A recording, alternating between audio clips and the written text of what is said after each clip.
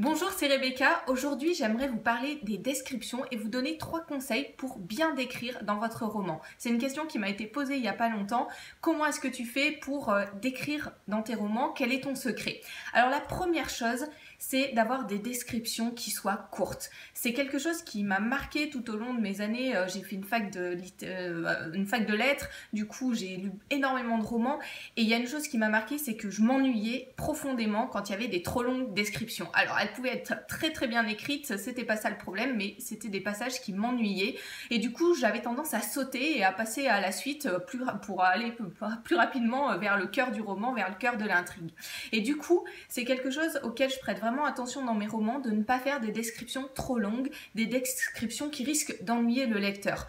Parfois on a besoin d'avoir des éléments pour arriver à mieux plonger notre lecteur dans l'intrigue, parce que c'est ce qu'on cherche à faire quand on décrit, mais il faut faire attention à ne pas s'ennuyer déjà soi-même, parce que ça peut arriver, hein, de se dire il faut absolument décrire, donc on décrit, mais finalement on s'ennuie soi-même, et du coup on a d'autant plus tendance à ennuyer le lecteur. Donc attention, faites des descriptions qui soient courtes. La deuxième chose, ça rejoint l'idée de la première, c'est d'avoir des descriptions qui sont utiles. Alors utiles comment ? Utile pour présenter le contexte au lecteur, c'est quelque chose que moi en tant que lectrice j'aime bien. Par exemple, quand je lis des romans qui se passent dans un autre contexte que le nôtre, ou dans une autre époque, voire dans un autre monde, j'aime bien quand même comprendre comment ce monde fonctionne, ou ce contexte, ou la civilisation à ce moment-là, avoir quelques idées d'éléments comme ça qui permettent d'être plongé, de changer de contexte, d'oublier un petit peu notre salon et notre quotidien et d'aller plus loin. Alors, il faut que ce soit utile pour ça, bien entendu en gardant des descriptions courtes, et utile également pour complexifier ou avantager notre héros ou nos personnages. Par exemple, si vous écrivez une scène qui se passe, je sais pas, dans une forêt et que votre héros doit fuir, eh bien, vous allez utiliser la description du lieu pour montrer à votre lecteur que, je sais pas, par exemple, la forêt est en pente, il doit grimper le plus rapidement possible, mais il y a des rochers, des ronces, etc. Et ça complexifie la situation de votre héros, ou au contraire, eh bien, la forêt avec toutes ces broussailles et les arbres serrés et tout, etc., contribue au fait que votre héros peut arriver à se dissimuler, à se cacher et échapper à ses poursuivants. Voilà, donc mettez en avant ce qui est vraiment utile pour votre roman, ce qui est utile de transmettre à votre lecteur, parce que de toute façon, même si vous faites des descriptions qui durent des pages et des pages, votre lecteur ne va retenir que 2-3 informations, celles qui seront les plus importantes pour lui, et le reste il va le construire lui-même par sa propre imagination. Il faut laisser un petit peu de place aussi à l'imagination du lecteur. Il arrive très bien à se débrouiller pour voir comment lui a envie de créer les lieux. Donc donnez-lui les détails qui sont vraiment importants et laissez-lui faire le reste. Troisième conseil, mettez du contraste dans votre description. C'est vraiment un moyen pour que vous puissiez captiver votre lecteur, rendre votre description dynamique aussi. Et c'est quelque chose que j'aime beaucoup faire dans mes romans. J'aime qu'on voit qu'il y ait du contraste. Alors ça peut être un contraste par exemple dans un jeu de luminosité entre des lumières à certains endroits et puis un caractère très sombre à d'autres endroits. Ça peut être du contraste vous utilisez les 5 sens et vous marquez une différence entre ce qui est vu et puis je sais pas, par exemple une odeur qui est nauséabonde à côté, enfin voilà, des choses comme ça. Pensez vraiment à mettre du contraste dans votre description, j'aime bien moi aussi dans mes romans qu'il y a à la fois quelque chose de très beau et quelque chose de très sombre, et mettre ces deux choses à côté pour pouvoir montrer au lecteur à la fois le caractère magnifique et le caractère terrible, par exemple de la nature, mais d'autres choses aussi.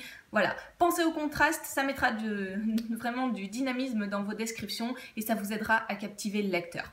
Si vous avez envie d'aller plus loin, de comprendre comment construire des descriptions qui soient vraiment capables d'attirer l'attention de votre lecteur et surtout de ne pas l'ennuyer, eh bien j'ai créé une formation à ce sujet-là, et pour que vous puissiez également apprendre à construire un monde ou à placer des personnages dans ces lieux, parce qu'un lieu sans personnage, eh bien ça ne fait pas un roman, je vous ai préparé un pack de 4 formations qui est en promo, vous avez moins 70% sur le prix du pack des 4 formations au total. Donc vous pouvez cliquer sur le lien qui s'affiche dans la description et allez voir. Il s'agit d'un pack de 4 formations avec une formation sur comment créer un monde. Je vais vous accompagner pas à pas si vous n'avez aucune idée, si vous n'avez pas encore de carte de votre monde ou simplement quelques idées sur le type de peuple, les personnages. Je vais vous accompagner pas à pas de la conception de la carte jusqu'à la conception de vos civilisations, la conception complète de vos civilisations. C'est quelque chose qui est vraiment passionnant, que je suis en train de retravailler pour mon roman de fantasy en ce moment, et vous verrez, c'est quelque chose de formidable. Après, il y a quelques petites techniques à comprendre et à connaître pour que ce soit plus facile, donc je vais vous accompagner pour faire ça au cours de cette formation. Je vais vous proposer également dans le pack, il y a une formation pour arriver à concevoir des personnages qui soient capables de donner de la vie à votre roman, qui soient capables de captiver votre lecteur. C'est pas toujours évident d'avoir un système de personnages qui soit pas linéaire ou plat. Donc je vais vous montrer comment faire pour avoir des personnages qui soient différents les uns les autres, qui là aussi qu'il y ait du contraste dans votre conception des personnages. Troisième formation, une formation sur le héros. Ça va vous permettre de concevoir un personnage qui soit vraiment fascinant pour le lecteur et qui puisse l'accompagner du début à la fin du roman, qu'il n'ait pas envie de le lâcher. Il y a certains personnages qui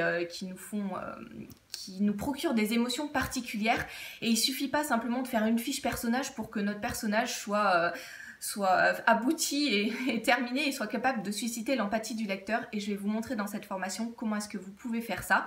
Et puis bien entendu une formation sur les lieux, on en a parlé dans cette vidéo, et je vais vous accompagner davantage sur comment faire pour concevoir des lieux qui soient captivants pour votre lecteur, et comment mener une description pour que vous ne puissiez ne pas ennuyer le lecteur. 4 formations: concevoir un monde, les lieux, les personnages et le héros, en promotion jusqu'à lundi soir à moins 70%. Allez voir, cliquez sur le lien qui s'affiche dans la description, et moi je vous dis à demain pour une prochaine vidéo.